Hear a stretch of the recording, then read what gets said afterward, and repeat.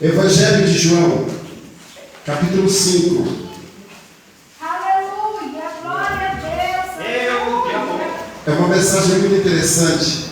Glória, glória, glória, glória a Deus. Aleluia. Evangelho de João, capítulo 5.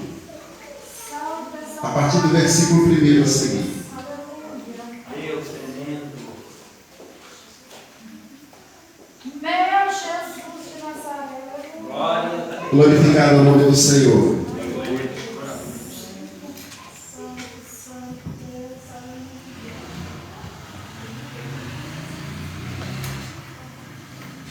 Meu Deus. Deus tremendo. Aleluia. Diz assim. Amém? Amém. A partir do versículo 2. Ora, em Jerusalém há, próximo à porta das ovelhas, um tanque, chamado em hebreu Betesda, o qual tem 5 alpendres. Nestes jazia grande multidão de enfermos, cegos, mancos e ressecados, esperando o movimentar das águas. Porquanto um anjo descia em certo tempo ao tanque, agitava a água, e o primeiro que ali descia depois do movimento da água, sarava de qualquer enfermidade que tivesse. E estava ali um homem que havia 38 anos se achava enfermo. E Jesus, vendo esse homem deitado, e sabendo que estava nesse estado há muito tempo, disse-lhe: queres ficar são? O enfermo respondeu-lhe: Senhor, eu não tenho homem algum que me coloque na água quando esta é agitada. Mas sempre que eu tento ir, desce outro antes de mim. Jesus disse: levanta-te, toma o teu leito e anda. Logo aquele homem ficou são, tomou o seu leito e andava. E aquele dia era o sábado. Então os judeus disseram àquele que tinha sido curado: é sábado e você não deve tomar a tua cama, não deve fazer absolutamente nada. E ele disse: aquele que me curou me mandou levantar, arrumar a minha cama e eu vou fazer isso. Amém? Glória a Deus. Pode estar à vontade. Pode estar à vontade. Que dia abençoado. Que dia maravilhoso. Que dia lindo para aquele homem. Aquele dia não era um dia qualquer. Costumeiramente, Jesus subiu para Jerusalém. E ao subir para Jerusalém, você sabe que Jesus andava impulsionado pelo Espírito de Deus. Aliás, a alegria nossa, ela é de Deus. A gente sorri, ser feliz. Acredito que Jesus também sorriu. Acredito que Jesus também teve os seus momentos de descontração, porque ele era um ser humano como eu. A diferença é que Jesus tinha uma pureza. Ele tinha um algo diferente que todo ser humano da terra, todo ser humano na terra, nascido a partir do ano primeiro do nascimento de Jesus, é para ser imitador de Jesus, para se parecer com Jesus. Tamanha é a pureza, a beleza e a qualidade de Jesus Cristo. Mas ele era como nós. Ele sentia dor. Ele sentia, como dizer assim, eu não vou dizer premonição, mas ele sentia inspiração para realizar tal coisa. E se for falar muita coisa, deveríamos falar sobre o que Jesus sentia. Mas na verdade, eu quero que vocês entendam que ele subiu para Jerusalém. E chegando em Jerusalém, uma cidade, se você lembra, ver algum filme, quando pesquisar, você vai ver que existia vielas, becos estreitos, que quase que passava uma carrocinha, um cavalo, isso aqui e tal. Na verdade, era uma cidadezinha daquele jeito que você está vendo, mas uma grande extensão. E Jesus subiu ali e foi impulsionado, que é a palavra certa, pelo Espírito Santo, para ir num tanque chamado Betesda. Aquele tanque ali, a história dele era a seguinte: ele tinha águas, no fundo águas, e uma escadaria, tá? E ali, num certo determinado dia do ano, a primeira pessoa que descesse naquela água ali, o anjo movimentava a água, a coisa espiritual acontecia. Vai falar, será que isso é verdade? Bom, eu não estava lá para saber. O que eu sei é que a Bíblia fala. E se a Bíblia fala, eu acredito. Então eu acredito que era realmente que o anjo toca a água balançava sozinha lá. E a primeira pessoa podia ser leproso, podia ser cego, podia ser adepto, se estivesse na época, podia ser canceroso, podia ser tuberculoso, podia ser o que for. Descesse naquela água era curado.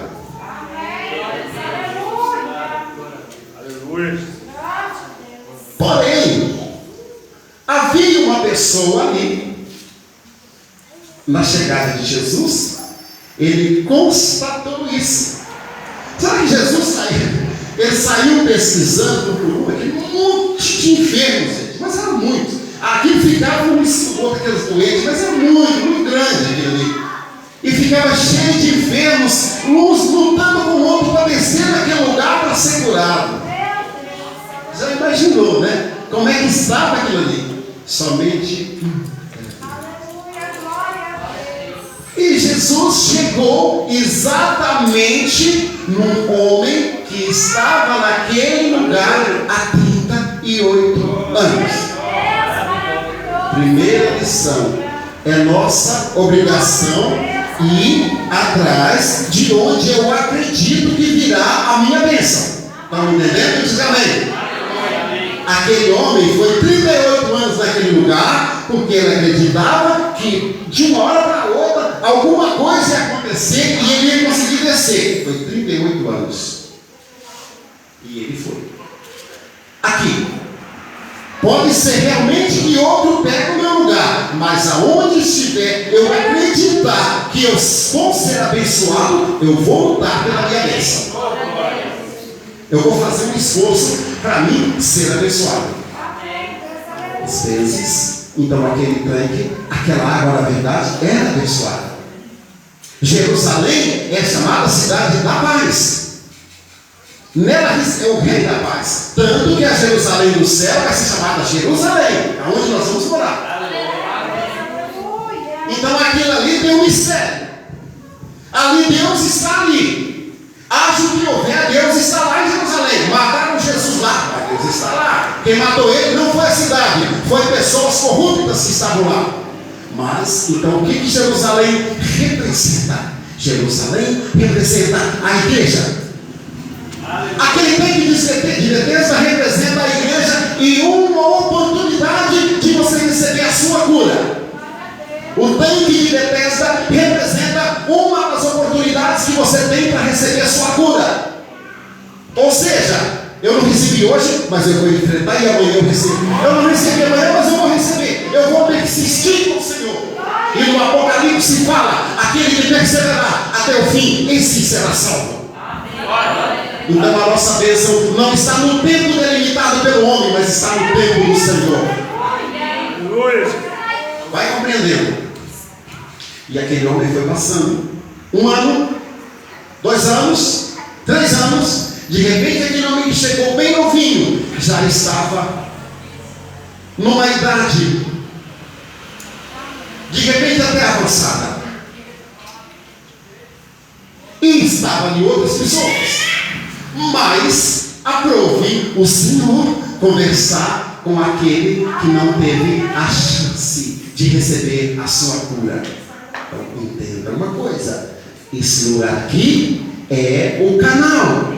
Esse lugar aqui é a bênção. É o lugar que você vai insistir, que você vai persistir, que você vai esforçar, que você vai se doar, que você vai oferecer o seu corpo como sacrifício vivo e agradável a Deus. É nesse lugar. Mas a tua bênção vem daquele que manda você levantar.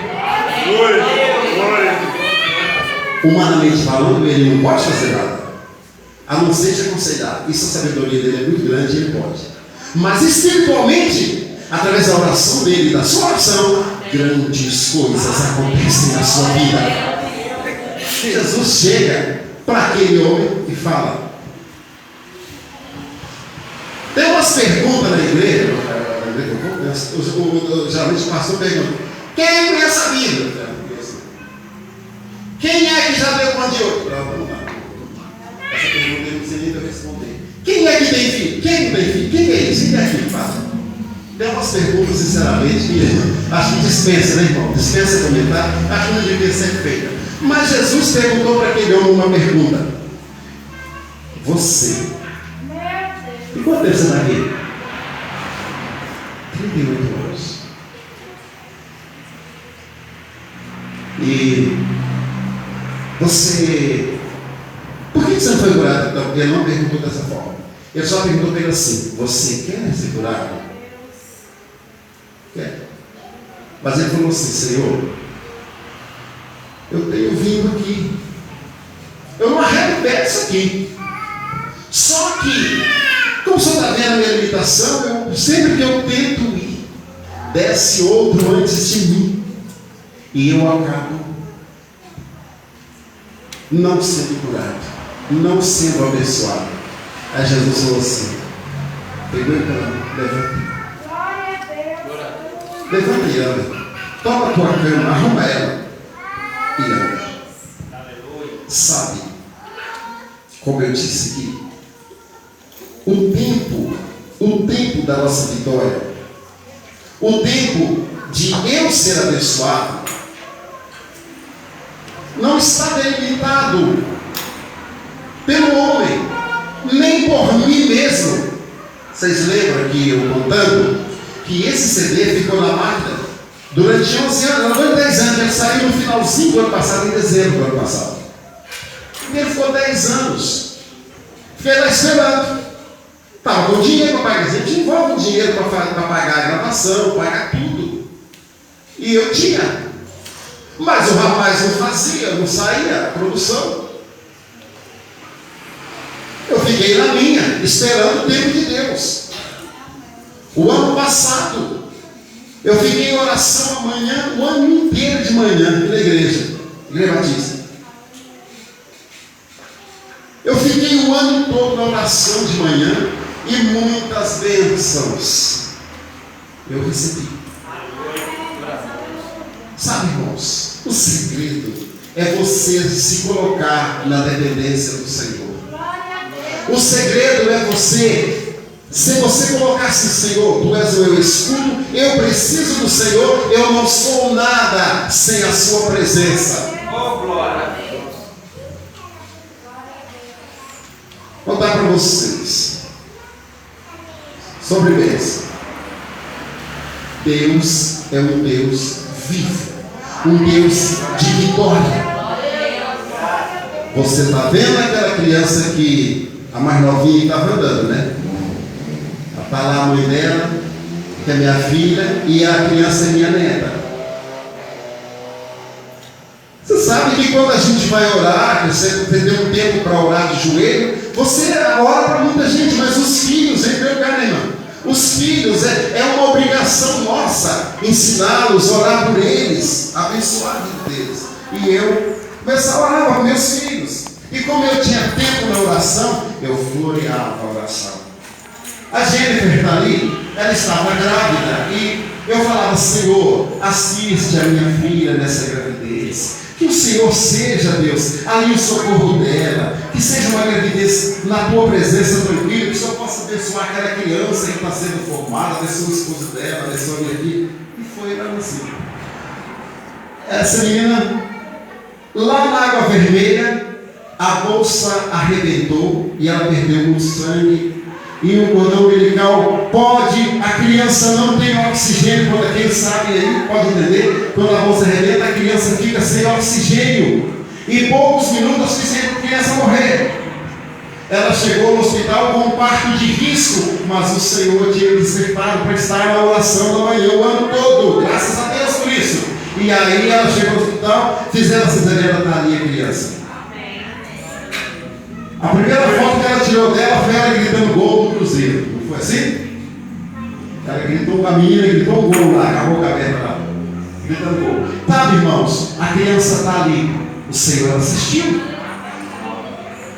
Olha, naquele assalto da Caixa Federal, vocês lembram, né?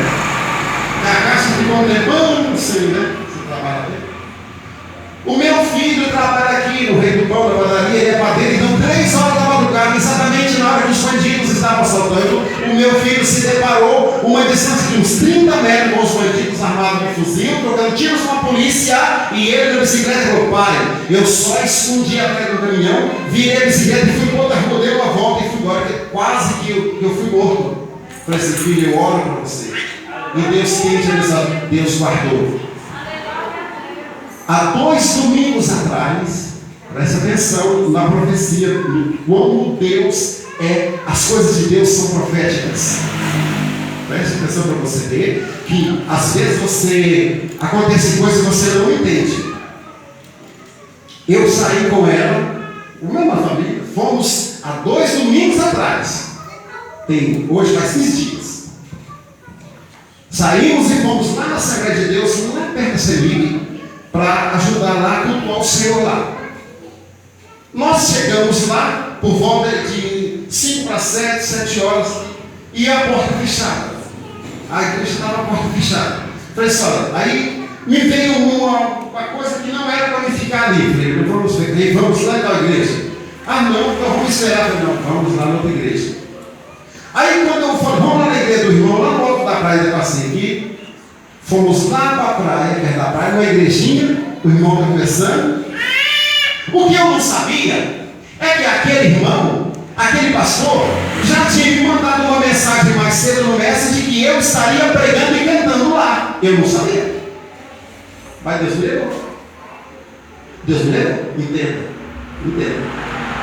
Ele falou assim, enquanto cantávamos os hinos lá no início da árvore, ele falava: olha, eu convidei o pastor Jardim Vilela para estar aqui pregando e louvando o Senhor. Eu falei: você convidou como? Não, eu te mandei uma mensagem no Messenger, eu não vi. Eu mostrou o áudio aqui, o áudio, eu mandei para você, era para você estar aqui mesmo. Então eu estava lá no Ormeiro, gente, não era comigo. A mensagem que eu preguei lá foi sobre a proteção de Deus, a oração do Pai Nosso, ensinada por Jesus. E o Espírito me levou para me falar sobre os livramentos, assim como está me falando hoje, sobre os livramentos que o Senhor deu para a minha família. E que o Senhor pode estar livrando você e você não percebe. Eu falava dessa forma. Enquanto eu pregava, entenda, o meu sobrinho, na hora que eu pregava, aproximadamente 8h20 mais ou menos, o meu sobrinho estava sendo baleado na Rua Nova. Irmãos, os bandidos chegou na motocicleta e eles sentaram no passeio. Vocês sabem que o bandido não vai parar no meio da rua. Ele parou na mão pertinho dele assim e deram nele 5 tiros. 5 tiros distância aqui. Quebrou o braço, acertou na perna, mas nos órgãos vitais não. 5 ou 6 tiros. Você sabe, lá da Rua Nova, no Rio, meu sobrinho, enquanto eu pregava, a mão do Senhor desviava aquelas balas, desviava o bandido, desviava a mão dele, porque Deus sabe o que ele faz. Eu estava falando que Deus pode livrar assim como essa noite. Olha, as grandes bênçãos da sua vida, você não sabe quais são. Você vai saber quando Deus te mostrar, até lá na glória. Quando você volta para o céu, Deus vai te mostrar o que Ele fez na sua vida. Olha lá. E você não viu, mas eu estava com você. É muito correto quando aquela canção racionaria que eu sinto sozinho, eu me sinto sem ninguém, eu estou solitário, eu vejo só 2 pares de racionaria, por quê? Eu sinto que eu estou sozinho. Na verdade, Deus está me carregando, Deus está me conduzindo da forma que Ele quer. Às vezes no silêncio nós não entendemos, mas Jesus chega para aquele homem e fala: você quer ser curado? Ele disse assim: Senhor, eu não tenho chance. Para mim não dá, eu não tenho chance. Eu sei que não vai dar. Porque sempre que eu vou descer, desce outro antes de mim. Sempre que eu vou para mim pular na água, outro vai na minha frente, quem tem perna vai depressa, Senhor. Ninguém me ajuda. Resultado: deixa eu te contar umas lições. Ainda que você sinta que ninguém te ajuda, você não desanima, não deixa de ir no local que você vai ser abençoado, não deixe de apresentar o seu corpo como sacrifício vivo, não deixe de ser uma bênção.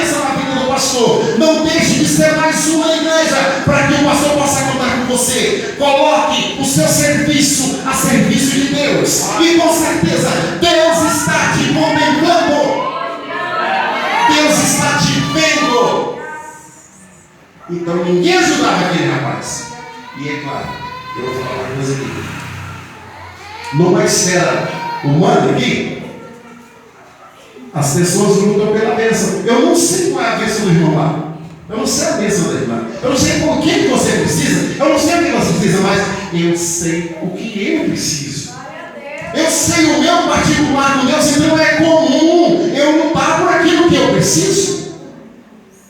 Por isso que ninguém ajudava aquele homem, porque cada um buscava a sua própria bênção.